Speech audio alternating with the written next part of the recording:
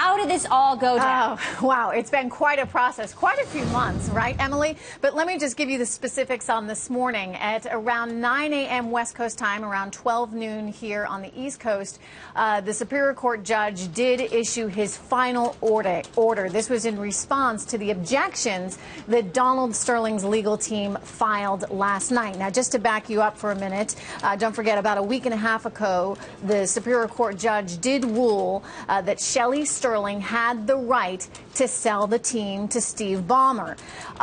Donald Sterling then petitioned an appellate court last Friday, basically asking that they listen to his appeal. That same Friday, that same day, the appellate court came back and said no, that they were not going to listen to this appeal. So Sterling's lawyers then issued an objection last night back to the Superior Court, to the original judge who had said that this sale could go through. And then that judge this morning rejected those objections. So here we are now with the close of the sale having been made official this morning. Now, what's interesting, Emily, is the timing of it all, because this again happened around 12 noon in the East, 9 a.m. on the West, and within about 30 minutes, the transaction was complete. Sources tell me that Steve Ballmer's lawyer was quite convinced that this would in fact happen this morning, that the judge would issue his final order, and wanted to make sure everything was prepared so that the closing could happen pretty seamlessly and smoothly right away, thereby not allowing any extra time for Donald Sterling to file more legal motions. So if indeed the transaction is complete, Trish, is there anything else that Donald Sterling can do, any other lever he can pull to upset this? Well, it's a good question, Emily.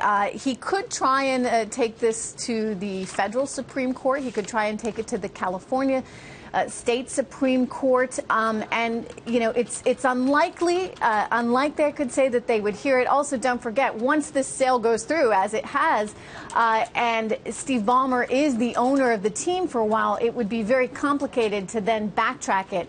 Sterling's lawyers, of course, were very upset by this process, because they felt like once the deal is done, the deal is done, and it makes it that much harder for them to gain any traction in terms of trying to reverse it, should they be able to. But again, they could maybe look at Supreme Court at the state and federal level.